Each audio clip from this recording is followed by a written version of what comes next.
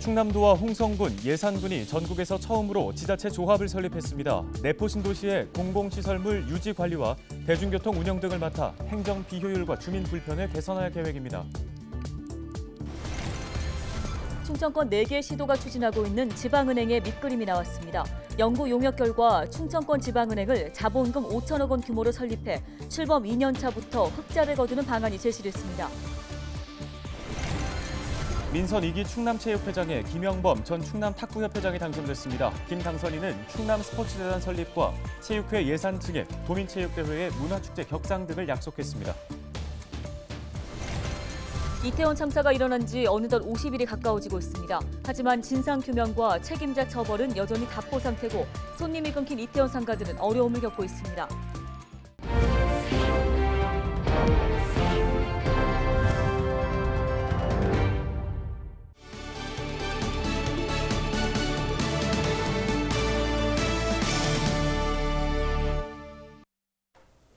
시청자 여러분 안녕하십니까? 헬로티비 뉴스입니다.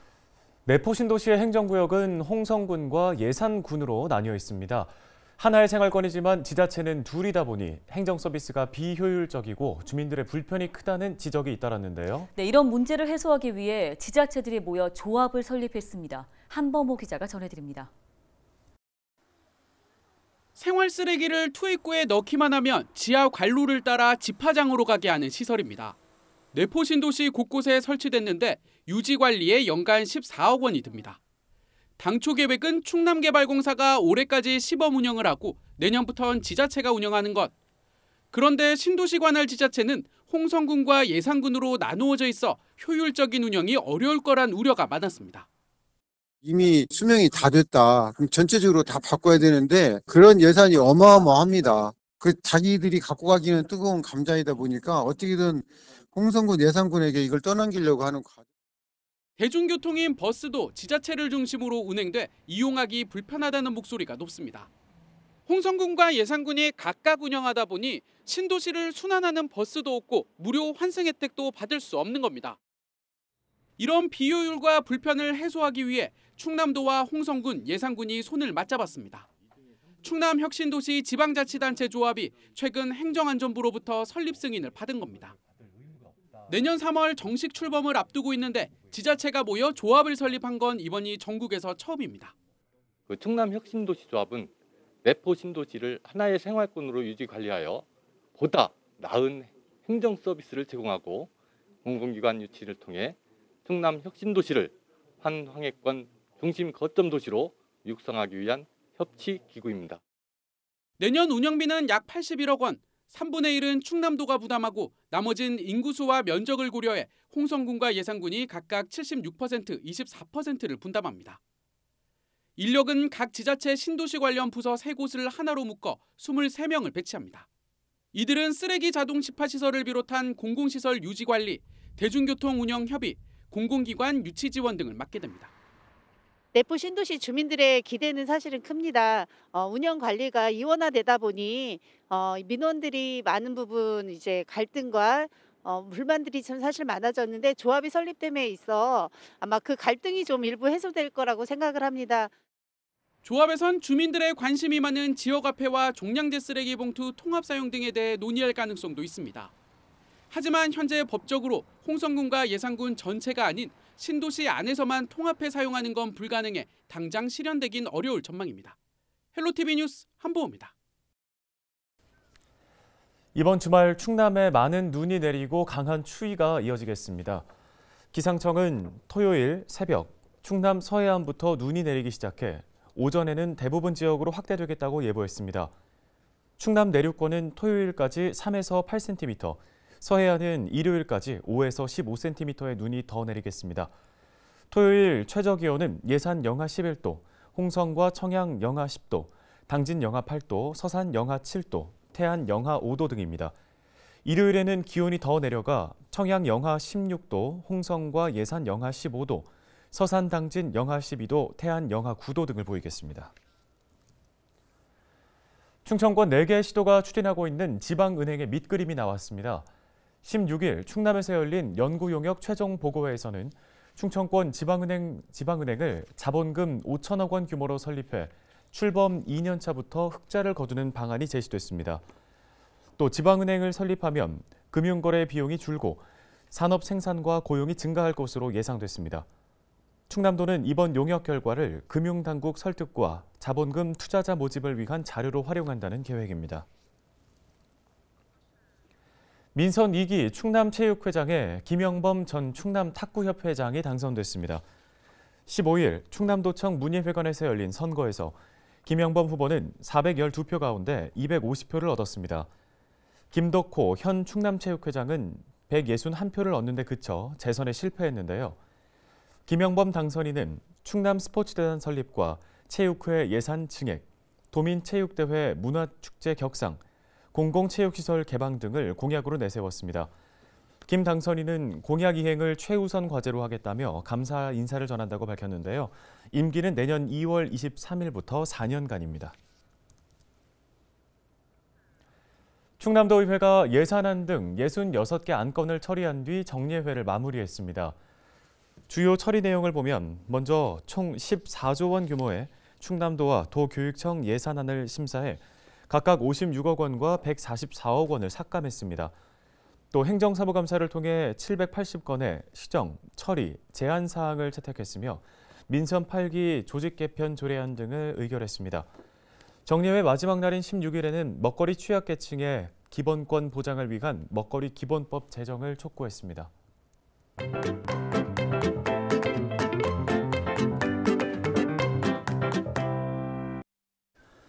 이태원 참사가 발생한 지 50일이 다 돼가고 있지만 충격과 슬픔은 여전히 가시질 않고 있습니다. 네, 적막함과 슬픔이 담겨있는 이태원 거리 다녀왔습니다. 기자가 간다 김호 기자입니다.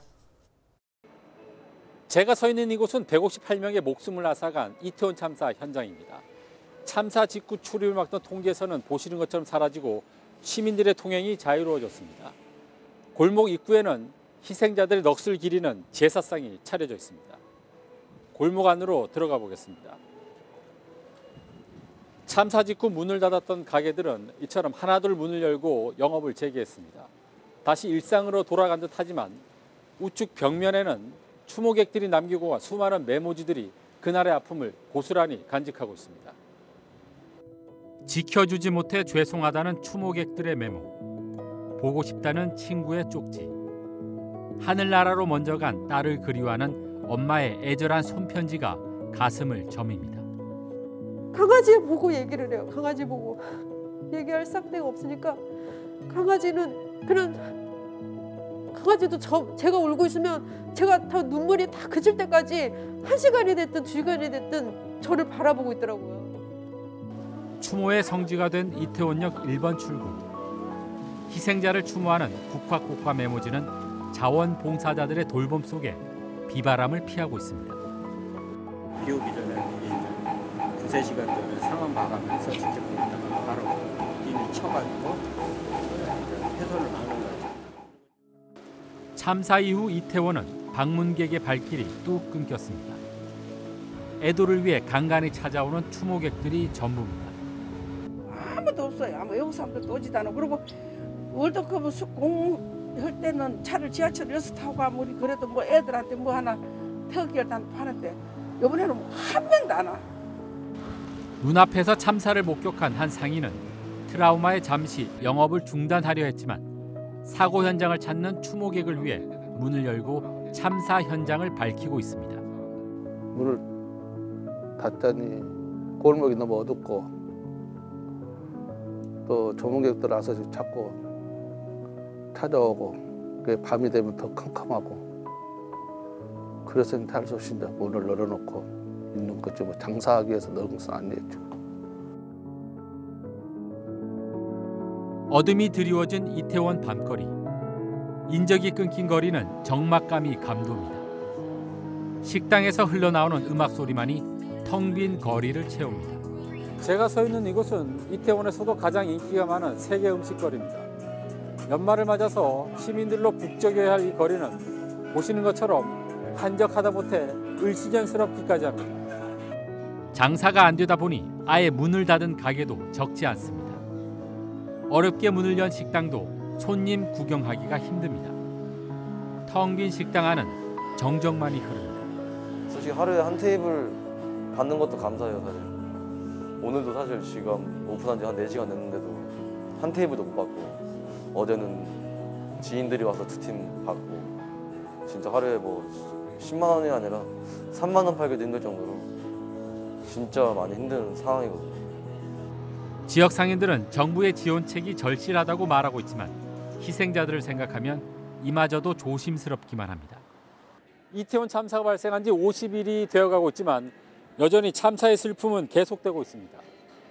고통받고 있는 피해자들에 대한 우리 사회의 따뜻한 관심과 함께 조속한 진상규명이 이루어지길 기대해 봅니다. 기자가 간다, 김호입니다.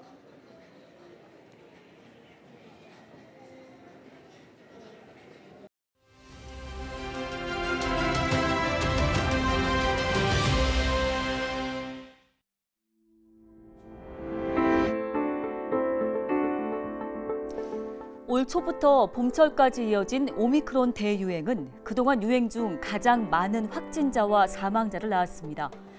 유행이 한창이던 3월 17일에는 하루 신규 확진자 수가 62만 명을 넘어섰고요. 같은 달 24일에는 하루 469명의 사망자가 한꺼번에 나오기도 했습니다.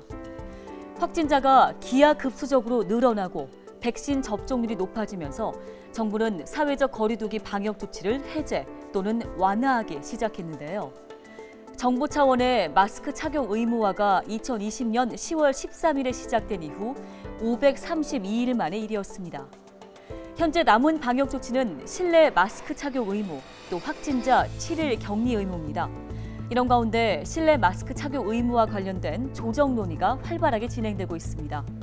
정부가 내년 1월에서 3월에는 실내 마스크 착용 의무를 조정한다는 기본 방침을 세우고 전문가 등의 의견을 수렴하고 있는데요.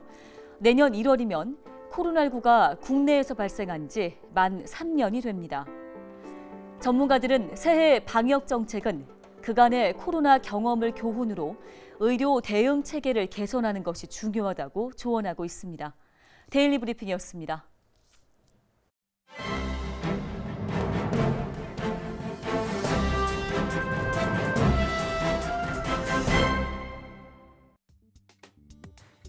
신문 브리핑입니다. 충남도가 내포 신도시를 자전거 천국으로 조성합니다. 출퇴근, 업무용 등 수송량의 30% 이상을 분담하는 생활교통수단으로 삼아 이용 활성화와 안전성 강화를 위해 환경을 정비하는 등 친환경 저탄소를 실천하며 시군으로 확산시키겠다는 계획인데요. 도에 따르면 내포 신도시 자전거 도로는 28개 노선, 70.1km 규모로 동서간 2.5km와 남북 간 5km 등 언제 어디서나 자유롭게 접근할 수 있도록 설계했습니다. 대부분 가장 안전하고 편리한 자전거 전용 도로이거나 자전거 도로와 보도를 구분한 분리형 겸용 도로인데요. 그렇다면 예산군은 어떨까요? 예산업의 경우 군청사를 신축 이전하면서 기관과 상가가 집중적으로 들어서는 행정타운을 새로 조성했는데도 출퇴근, 업무용 등 차량을 대신해 가까운 거리를 이동하기 위한 생활교통수단으로 이용할 수 있는 자전거 도로는 거의 전무한 실정입니다. 자전거 이용 활성화에 관한 법률에 따른 첫 5년 단위 법정 계획을 세우기 위해 5일 중회의실에서 열린 예산군 자전거 이용 활성화 기본계획 수립 용역 최종 보고회도 백화점식 내용으로 혹평을 받았는데요. 정재현 건설과장은 사업비 등이 비현실적이라며 실행 가능한 계획이어야 한다고 지적했습니다. 또 이재영 내포 문화사업소장은 계획 단계부터 생활용과 레저용을 구분해야 한다며 레저용은 쉼터가 필요하지만 생활용은 거치대가 필요한 것이라는 의견을 나타냈습니다. 신문 브리핑이었습니다.